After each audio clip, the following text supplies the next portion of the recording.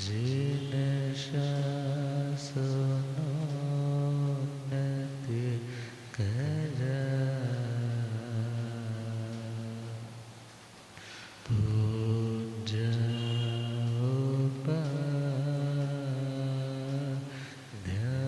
उपाध्यायका श्री सिद्धांत सुपाध्यका मुनिवरा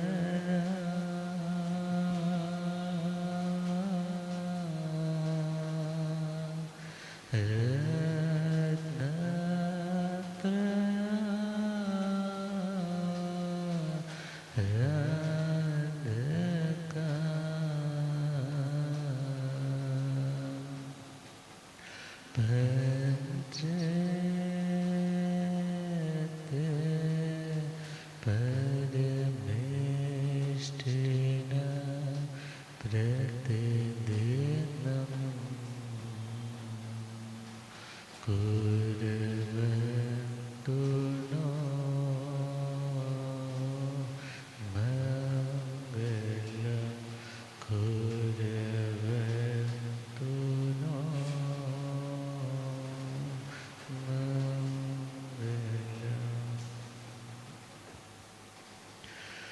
धम्ममंगल मोक्षद अहिंसा संयमो तवो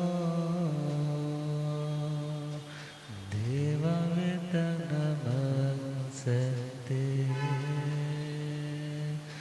जसधमे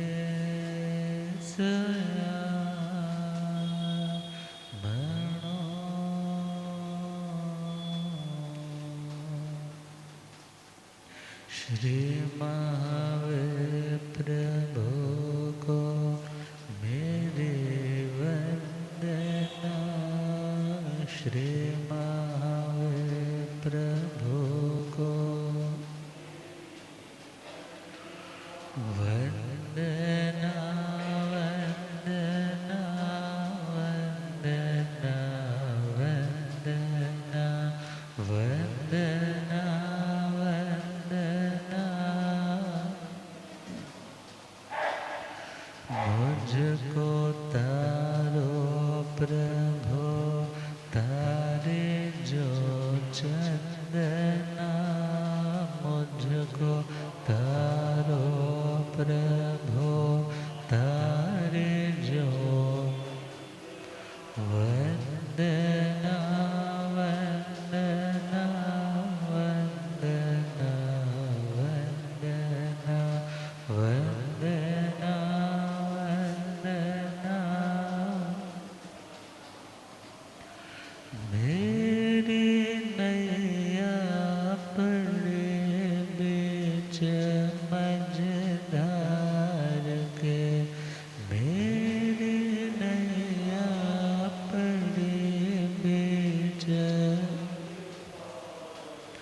कौन अपना यहाँ बीच संसार के कौन अपना यहाँ बीच संसार तुम हो तारा तेरन आया तेरे शरण तुम हो तारा तेरन आया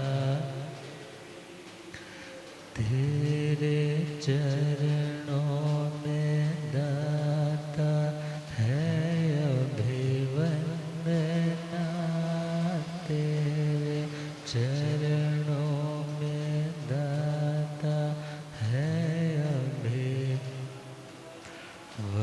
अभिवंदना वंदना वंदना वंदना वंदना वंदना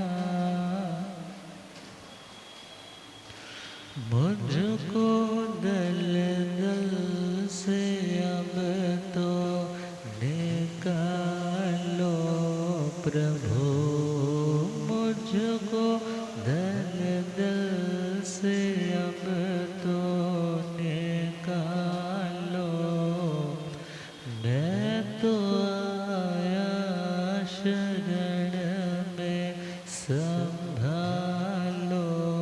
प्रभु मैं तो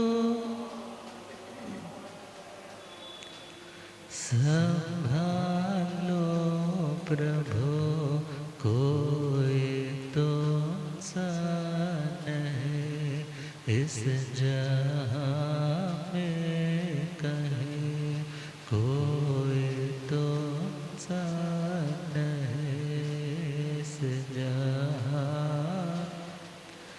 तेरे चरणों में दाता है अभिवंदना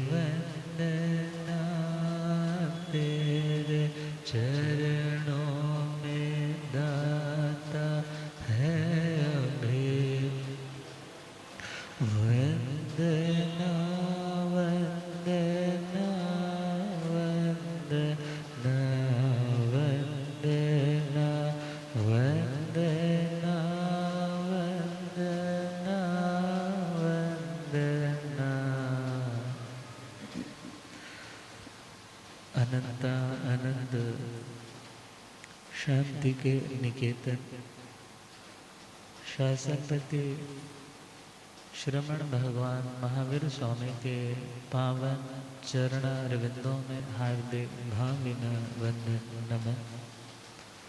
मेरे अधूरे जीवन को रोशनी प्रदान करने वाले परम उपकारी आगम ज्ञान के भंडार आगम ज्ञाता आगम पुरुष जिन शास्त्ररत्न हिमाचल केसरी उपाध्याय भगवंत श्रद्धेय गुरुदेव श्री जितेंद्र मुनि जी महाराज साहब के पावन चरण कमलों में हार्दिक भावभीनी वंदन नमन। आदरणीय विद्याभिलाषी श्री सुब्रमण्य जी, धर्म सभा में उपस्थित धर्मानुरागियों, सुशीलवती माताओं एवं बहनों,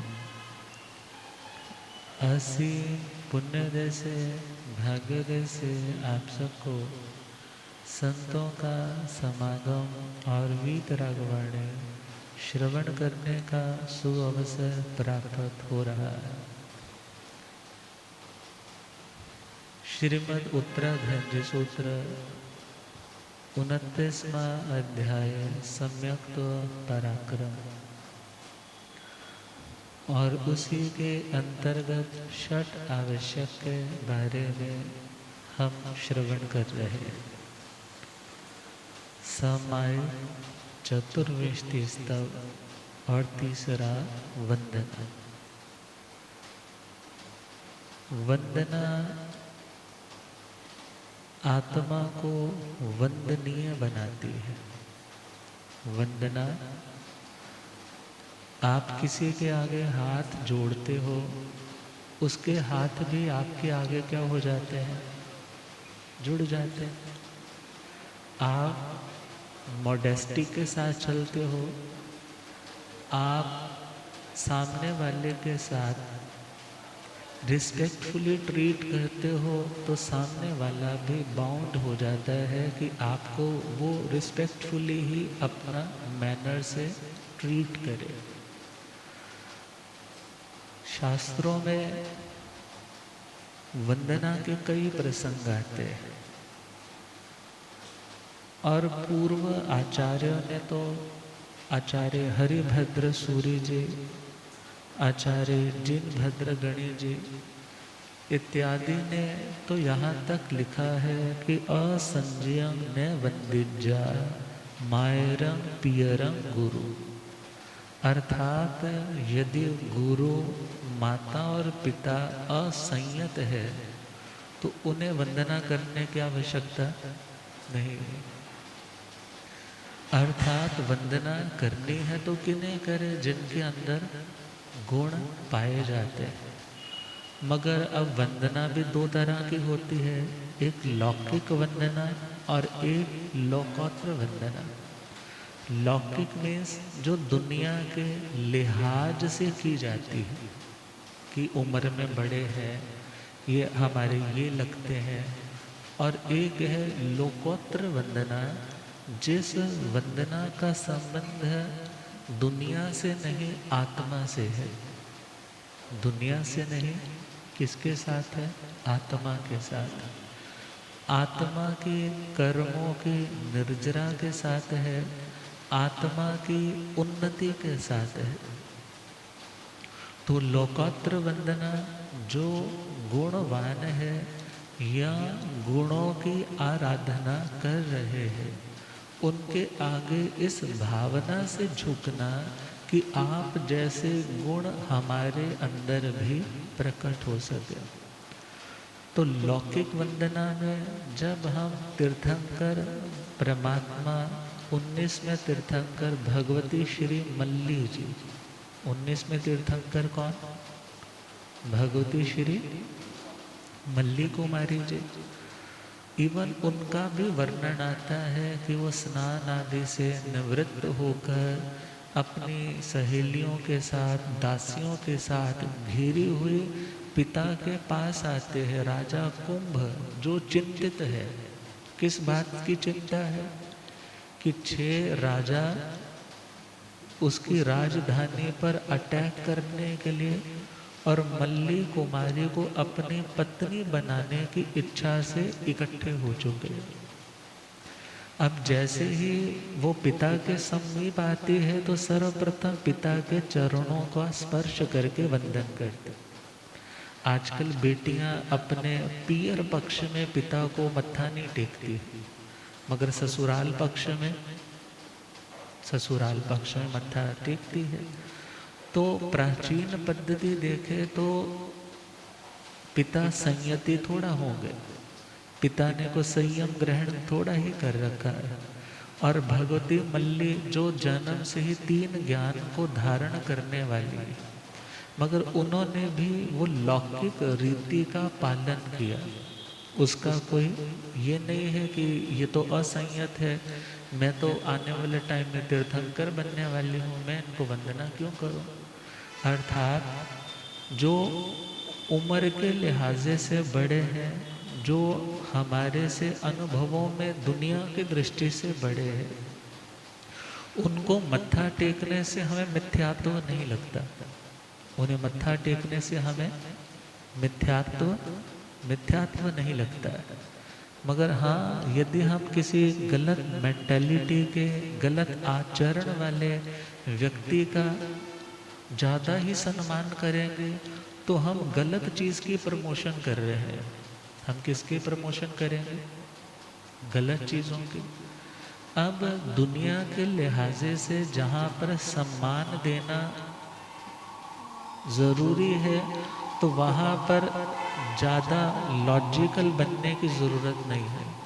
वहाँ पे ज़्यादा लॉजिकल बनने की ज़रूरत, जब हम ज्ञाताधर्म कथांग जी में ही द्रौपदी जी का अध्ययन पढ़ते हैं तो 5 पांडवों के साथ वो द्रौपदी और परिवार के सब लोग घिरे हुए हैं, अपने फैमिली की बातें कर रहे हैं, और उधर से कच्छुल नारद जिनके पास आकाश आदि में चलने की भी एबिलिटी है, वो वहाँ पर पहुँचे। सब लोग उठ कर के एक बड़े हैं आदर की दृष्टि से उन्हें नमन करने के लिए आ गए, मगर द्रौपदी अपने आसन से हिली नहीं। क्यों नहीं हिली? ये असंयत है। ये कौन है? असंयत है। मैं इन्हें वंदन करने के लिए क्यों उठूं? वो अपनी जगह पर बैठे। अब कच्छुल नारद के मन में क्या आया? जिस पत्नी के वश में एक पति भी हो जाए ना, उसके भी पांव जमीन पे नहीं लगते। और इसके कितने पति वश में है? 5।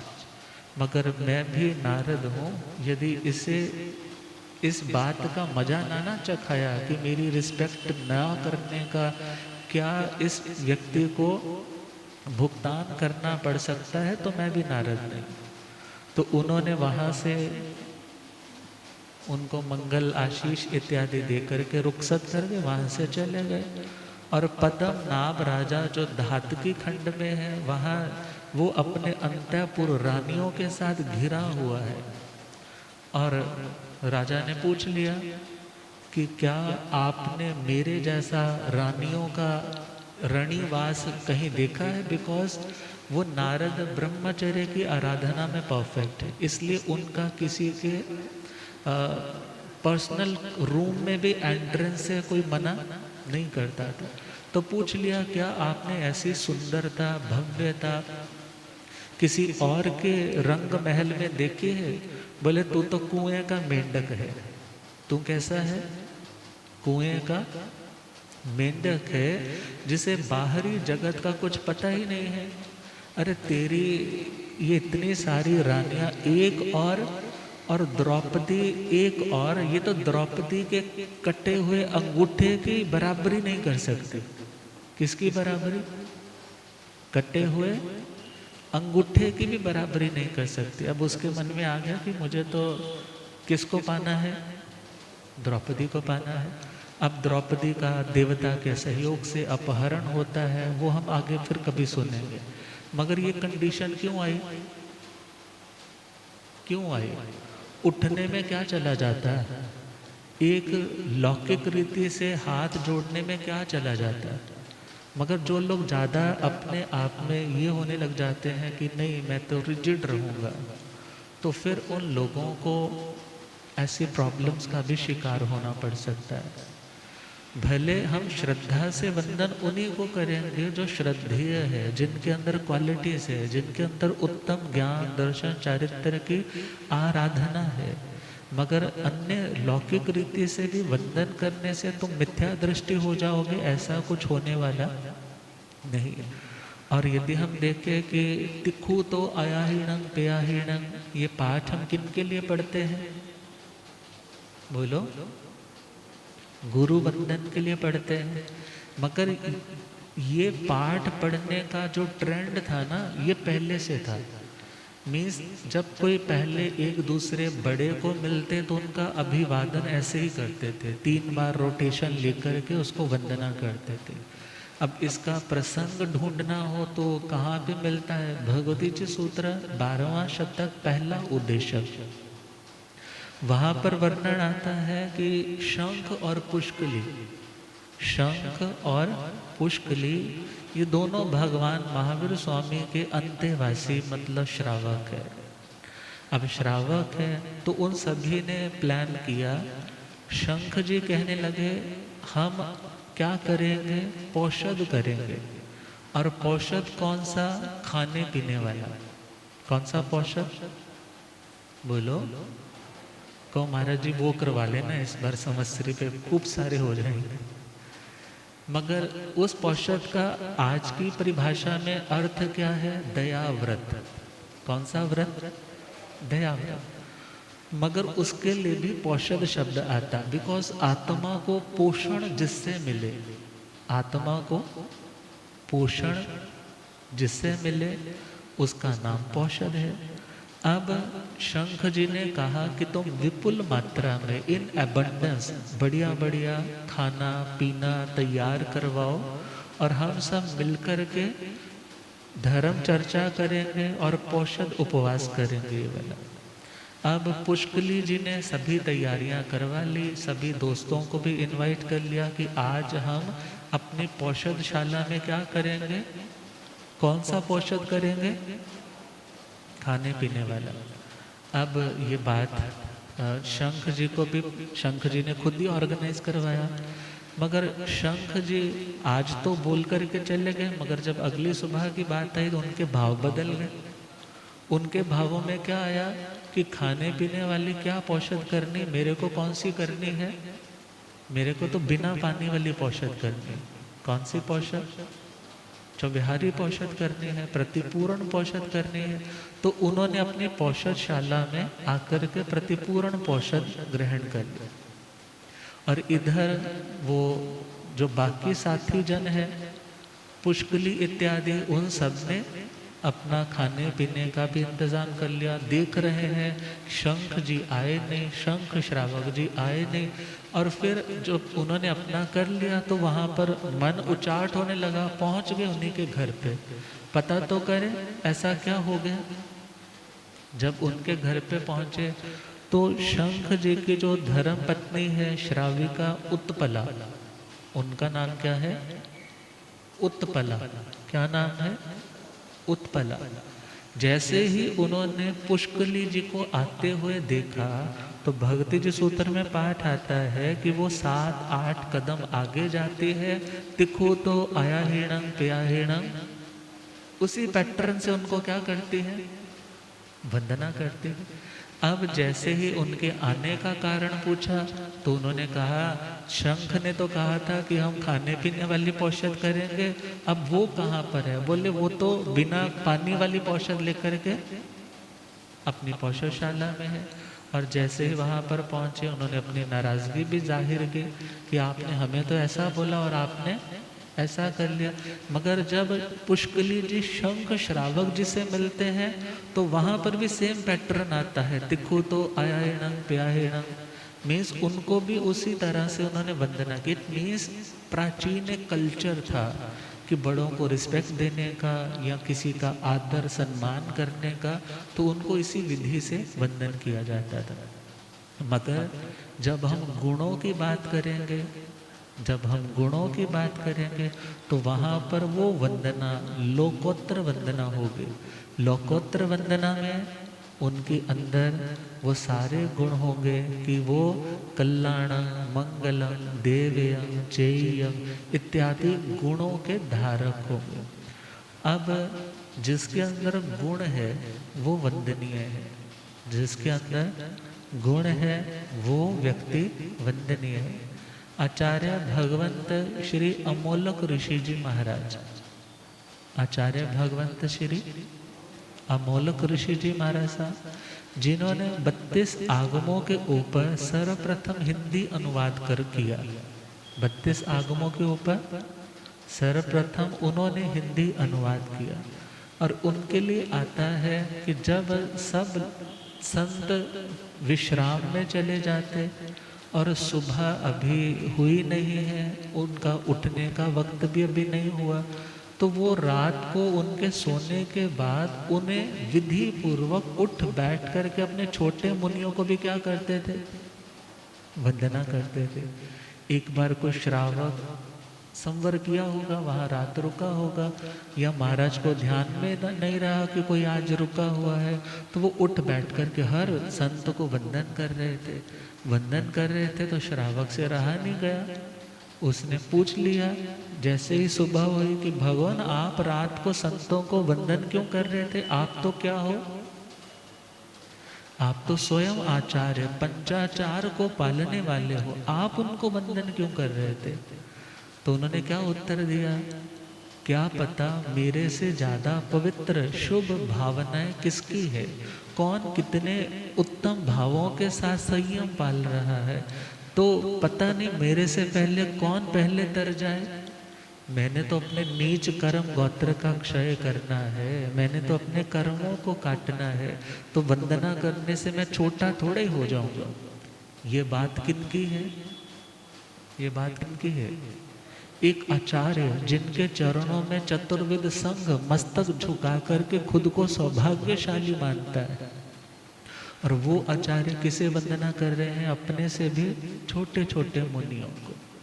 अर्थात वंदना आत्मा को ऊंचा उठाती है, वंदना आत्मा को सौभाग्यशाली बनाती है, वंदना आत्मा के गुणों का पात्र, गुणों को ग्रहण करने का जो पात्र है उसको विकसित करती है, उसको और एक्सपेंशन देती है। और कहते हैं एक बार एक राजा, जिसको संतों के ऊपर ना कोई श्रद्धा लगाव कुछ ऐसा नहीं था, उसको तो ये था कि बस जो कायर होते हैं वो साधु बन जाते हैं, जिन्हें अपनी जिम्मेदारी निभानी नहीं आती वो सन्यास ले लेते हैं। तो सन्यासी को भी पता था, मगर एक बार वो सन्यासी, सर्दियों का वक्त है और सर्दियों में थोड़े से कपड़ों में बैठ करके अपनी साधना कर रहे हैं। अब वो राजा तो शिकार खेलने के लिए जा रहा है, जैसे ही संतों को देखा ठिठुरती सर्दी में भी बड़ी शांति से बैठे हुए हैं, तो उसने घोड़े से उतर करके उनको क्या कर दिया? प्रणाम कर दिया, क्योंकि बाह्य क्रिया भी तो सामने वाले पे बहुत असर डालती है। तो उस बंदे ने, राजे ने क्या कर दिया? प्रणाम किया। जैसे ही राजा ने सन्यासी को प्रणाम किया, सन्यासी ने आगे से राजा को प्रणाम कर दिया। आगे से किसको प्रणाम किया? राजा को। राजा पास पहुंच गया, कहने लगा मैंने मत्था टेका समझ में आता है, मगर आपने आगे से मेरे को मस्तक झुकाया, ये मेरे समझ में नहीं आया। संत कहने लगे आपने मुझे मस्तक झुकाया, मगर फॉर व्हाट, किसके लिए झुकाया? बोले जी आपने दुनिया का जो भी निस्सार है, जिसमें कोई सार नहीं है, आपने उन चीज़ों को त्याग दिया। मैंने तो आपके त्याग के आगे क्या किया है? मस्तक झुकाया है। अब आप बताइए आपने मुझे मत्था क्यों टेका? कहने लगे देखो तुमने कहा कि मेरे त्याग के आगे तुम झुके, क्योंकि मैंने किसको छोड़ा? दुनिया की निस्सार चीज़ों को। मगर तुम तो मेरे से बड़े त्यागी हो, तुम तो मेरे से बड़े त्यागी हो। जो आत्मा के सच्चे अर्थों में काम की चीज़ें हैं, सार चीज़ें हैं, दया, अहिंसा, सत्य इत्यादि, परमात्मा के बोल इत्यादि, तुमने तो उन सार चीज़ों को क्या कर दिया है? तुमने उन सार चीज़ों को त्याग दिया है। तो तुम ही बताओ बड़े त्यागी कौन हुए? बड़े त्यागी तो तुम हुए। मैंने तो इसलिए आपको मत्था टेका। मगर विचारने की बात है, गुणवान के आगे मस्तक झुकाने से हमारे गुणों में वृद्धि होती है। गुणवान व्यक्ति को देख करके उन्हें अपने सामने सम्मुख प्राप्त करके यदि हमारे अंदर उनके प्रति अनुराग आता है, उनके प्रति प्रेम आता है, मैं इनकी सेवा करूं, ये भावनाएं आती है, हम इन भावनाओं से ही कितनी निर्जरा कर लेते हैं। इन भावनाओं से ही कितनी निर्जरा कर लेते। गुरु आ रहे हैं, गर्मियों का समय है, और आपको पता थोड़ा थोड़ा अहसास हो गया कि गुरु महाराज गोचरी को तो इसी लाइन में चले हुए हैं, तो आप नंगे पांव क्या हो गए उनको लेने के लिए? अपने संगमरमर के फर्श पर चल करके आगे आए, मगर जैसे ही देखा तो इतनी गर्मी पॉपकॉर्न की तरह क्या होने लगे? उछलने लगे। मगर संतों को देखा बड़ी शांति से आ रहे हैं, तो मन क्या कहता है? धन्य है इनको, धन्य है इनको। और संत विराजे पधारे, और यदि मन में श्रद्धा है, वंदना भी करोगे, भावों से करोगे, और वो भावनाएं ही तुम्हें भगवान बनाने वाली बन जाएगी। और भावना में मुख से क्या निकलेगा? आओ जी सतगुरु बैठो अखियाँ, आओ जी सतगुरु बैठो अखियाँ, खाली रखिया मैं वास्ते तेरे, खाली रखिया मैं वास्ते। आओ जी सतगुरु बैठो अखियाँ, खाली रखिया मैं वास्ते। बिन दर्शन मेरिया तरसन अखियाँ, बिन दर्शन मेरिया दर्शन, खाली रखिया मैं वास्ते तेरे, खाली रखिया मैं वास्ते। सारी उम्र में ता विरथा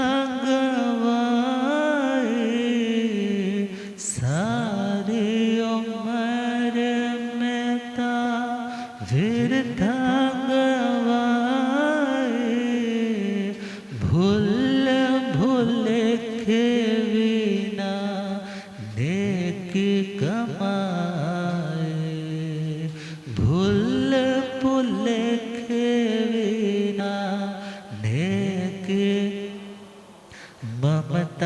दे गल विच पाए बखेड़े, ममता दे गल विच पाए ने बखेड़े, खाली रखिया मैं वास्ते तेरे, खाली रखिया मैं वास्ते, जन्म जन्म दी मैं कर्मा दी मारे, जन्म जन्म दी मैं कर्मा दी मारे, लाख 84 विच होए लाचारे, लाख 84 विच होए लाल वो चरणी ते मुक जान गेड़े, लाल वो चरणी ते मुक जान गेड़े, खाली रखिया मैं वास्ते तेरे, खाली रखिया मैं वास्ते, आओ जी सतगुरु बैठो अखिया, आओ जी सतगुरु बैठो, खाली रखिया मैं वास्ते तेरे, खाली रखिया मैं वास्ते। और यदि ऐसा श्रद्धा का, प्रेम का, और इवन आंखों से झरझर आंसू भी आ जाते हैं, वो आंसू भी क्या है? आत्मा के सौभाग्य को बढ़ाने वाले, नीच गोत्र का क्षय करने वाले, यदि वो प्रेम से, श्रद्धा से, भावना से निकलते हैं। अब हमारा अगला टॉपिक आ रहा है प्रतिक्रमण। कौन सा टॉपिक? प्रतिक्रमण। ये 6 चीजें आत्मा की निर्मलता के लिए, आत्मा की विशुद्धि के लिए, आत्मा की स्टेबिलिटी के लिए बहुत जरूरी है। सामायिक के 24 सत्ता 2, वंदना 3, प्रतिक्रमण 4, कालसर्ग 5 और पच्चखान 6। आज चौथा पॉइंट हम स्टार्ट कर रहे हैं, प्रतिक्रमण। प्रतिक्रमण का साधारण सा मीनिंग, मर्यादा की लक्ष्मण रेखा जब लांघ ली जाती है, मर्यादा की लक्ष्मण रेखा जब लांघ ली जाती है, तो आत्मा रूपी सीता का अपहरण करने के लिए कौन आ जाता है? रावण। कौन आ जाता है? रावण। मगर अपनी सीमा में, अपनी रेखा के अंदर लौटने का नाम है प्रतिक्रमण। सपोज कोई बच्चा रूठ करके, घर छोड़ करके चला जाए और जाकर के मोबाइल स्विच ऑफ भी कर दे, हाँ भले बैठा उस नहर के किनारे हो, मगर माता पिता को तो बेचैनी हो जाती है कि बच्चा घर छोड़ करके चला गया है, गुस्से में गया, कुछ कर ना ले। मगर सपोज वो बच्चा 12-1 बजे भी घर वापस आ जाए, तो लाइन आती है ना, सुबह का भूला शाम को क्या आधी रात को भी वापस आ जाए ना, तो उसको भूला हुआ नहीं कहते। इसी प्रकार आत्मा जब अपने कर्तव्य में जो करना चाहिए था, उस अपनी ड्यूटी से जब विमुख होकर के कुछ गलत करने के लिए निकला था, मगर उसे रियलाइज हुआ कि मेरे को ऐसा करना उचित नहीं है, वो वापस अपनी मर्यादा के दायरे में लौट आए, इसका नाम है प्रतिक्रमण। इसका नाम क्या है? सिंपल। थोड़ा सा शास्त्रीय दृष्टि से देखें, प्रतिक्रमण मतलब, प्रति का मतलब और क्रमण का मतलब, एक वर्ड है अतिक्रमण। एक वर्ड कौन सा? अतिक्रमण। अतिक्रमण आपने देखा होगा, जब राखी का त्योहार आया तो बहुत से दुकानदारों ने अपनी राखियां, अपना मिठाइयों का स्टॉक सड़क पे काफी एरिया कवर करके लगा रखा होगा। दिवाली आएगी तो भी ऐसा ही होने वाला है। मगर जैसे ही कोई कंप्लेंट जाती है, पुलिस वाले भी पहुंच जाते हैं, और जैसे ही सूचना मिलती है सामान वो उठा रहे हैं, और तुम क्या कर लो, जल्दी से क्या कर लो, उस अतिक्रमण को, अपनी मर्यादा से जो बाहर आए हो, अपनी लिमिट से जो आउट हो चुके हो, दोबारा से इनसाइड आ जाओ, दोबारा से अपनी उसी मर्यादा की बाउंड्री के घेरे में आ जाओ, तो कोई नुकसान नहीं होगा। समझदार व्यक्ति क्या करते हैं, बड़ी जल्दी जल्दी फटाफट वो सारा सामान उनके आने से पहले अंदर कर लेते हैं। अंदर कर लेते हैं तो कोई चालान नहीं होता, कोई सामान उठाया नहीं जाता। मीन्स अतिक्रमण मर्यादा से बाहर आना, प्रतिक्रमण मर्यादा में पुनः लौटना। बहुत बार व्यक्ति अपनी ही ओर से बहुत ज़्यादा फ्लेक्सिबल हो जाता है, अपने नियम इत्यादियों में बहुत ज़्यादा छूट दे देता है, मगर जब उसे रियलाइज होता है ये ठीक नहीं है, तो वो पुनः क्या करता है, अपनी मर्यादाओं के अंदर लौटने का प्रयास करता है। तो आचार्य श्री हरिभद्र सूरी जी ने प्रतिक्रमण के बारे में लिखा है, स्वस्थानात् यत् परस्थानम। स्वस्थानात् मतलब जो अपना स्थान है, उस स्थान से यत् परस्थानम, जो दूसरी जगह के ऊपर प्रमादस्य वशाद गता, प्रमाद लापरवाही के कारण, आत्म विस्मृति के कारण जो व्यक्ति अपने स्थान से दूसरे स्थान पर चला गया है, तत्रेव क्रमणम भूय प्रतिक्रमणम उच्यते, अर्थात पुनः अपने ही उसी स्थान पर दोबारा लौटना, उसका नाम क्या है? बोलो, इतना बोरिंग तो नहीं मैं समझा रहा, समझ तो आ रहा है ना? उसका नाम क्या है? प्रतिक्रमण।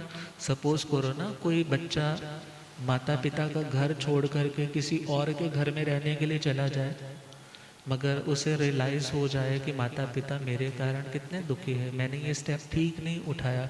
और आजकल तो कई तरह से घर छोड़ करके जा रहे हैं, अलग रह रहे हैं, सेटिंग नहीं बैठती, फिर घर वापस आ जाते हैं। मगर यदि कोई रियलाइज कर रहा है कि मैं ये गलत हूँ, मैं गलत कर बैठा, मुझे वापस लौटना है अपनी उसी मर्यादा की बाउंड्री में, यदि वापस कोई लौट आता है तो उसका नाम है प्रतिक्रमण। उसका नाम क्या है? प्रतिक्रमण। और प्रतिक्रमण का मतलब है पुनरावृत्ति। पुनरावृत्ति मतलब पुनः वापस अपनी ही जगह पर लौट आना। और क्रमण का मतलब होता है, आक्रमण शब्द भी सुना है ना आपने, यहाँ पर है प्रतिक्रमण। आक्रमण में आंग उपसर्ग आ जाता है तो उसका नाम आक्रमण।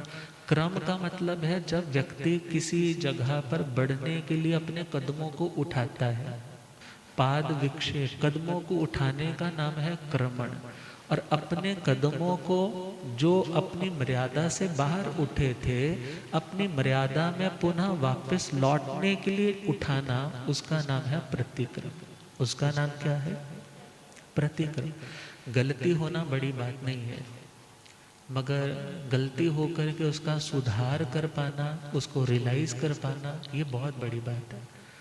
और परमात्मा ने तो कहा कि प्रतिक्रमण तुम्हें दोबारा से क्या कर सकता है? रिपेयर कर सकता है, रिपेयर कर सकता है। क्योंकि प्रतिक्रमण से पूर्व यदि अतिक्रमण हुआ, जो कुछ भी तुमने गलत किया, उस गलत की भरपाई हो सकती है। किसके माध्यम से? प्रतिक्रमण के माध्यम से। तो आजकल बारिश का मौसम है, तो हम थोड़ा 50 साल पुराने टाइम में चले जाएं, जब लगभग सबके ही नॉर्मल से घर होते थे, और बारिश होती तो छतों पर पानी रुकने लगता, तो धीरे धीरे टप टप टप करते हुए हाँ, घरों के अंदर भी आने लग जाता है। अब जब वो टप टप करते हो अंदर आ रहा है तो मीन्स छत में कहीं ना कहीं लीकेज का पॉइंट है, कहीं ना कहीं छिद्र है। इसी प्रकार जब एक आत्मा नियम ग्रहण करती है, व्रत ग्रहण करती है, व्रत नियम की छत अपने ऊपर धारण करती है कि मेरे अंदर बारिश आ जाएगी भाई, आश्रव कर्म का हो जाएगा, मेरे को खुद को क्या रखना है, सिक्योर रखना है, अंडर द रूफ। मुझे क्या रखना है, खुद को सिक्योर रखना है, सुरक्षित रखना है। मगर उस छत में कहीं ना कहीं लीकेज होने लग पड़े। अब लीकेज हो रही है, घर के अंदर पानी आ रहा है, पानी आ रहा है तो मिट्टी भी साथ आ रही है, मिट्टी साथ आ रही है तो सामान भी गीला हो रहा है, कहीं ना कहीं धब्बे भी लग रहे हैं। समझ आ रहा है ना? मगर उस छत्र में हुए छिद्र को पुनः भर देना, पुनः भर देना, ये प्रतिक्रमण का फल है। ये प्रतिक्रमण का फल है, ये मैं नहीं कह रहा, भगवान कह रहे। पूछा, पड़ी कमणेण भन्ते जीवे किम जड़े, कि हे भगवान, यदि हम प्रतिक्रमण करते हैं, अपनी भूल को स्वीकार करके उसके सुधार के लिए अपने कदमों को पुनः हम गलत डायरेक्शन की ओर जो बढ़ रहे थे पुनः सही डायरेक्शन में लौटा करके पुनः उस पर बढ़ते हैं, तो उस प्रतिक्रमण से आत्मा को मिलेगा क्या? भगवान ने कहा, पड़ी कमणेण वय छिद्दाय पीहेयी। प्रतिक्रमण से व्रत में, व्रत का मतलब नियम, व्रत का मतलब प्रतिज्ञा, व्रत का मतलब प्रॉमिस, व्रत का मतलब तुमने जो नहीं करना था उसके लिए तुम कटिबद्ध हो गए थे। मीन्स जिसको बोलते ना कमर कस ली थी, मैं ऐसा नहीं करूंगा, मगर कुछ ऐसा हुआ, गुरुदेव पधारे, हो रब मेरा सतगुरु बन के आया,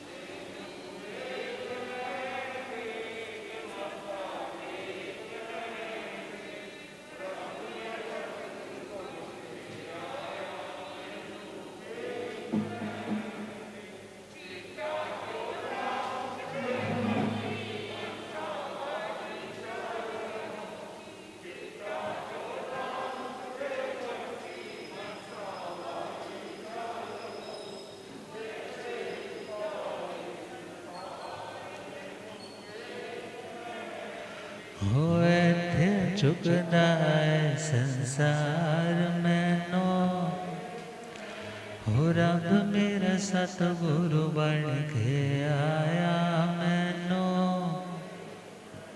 हो मैनो वेख लैण दे के मथा टेक लैण दे, ओ मैनो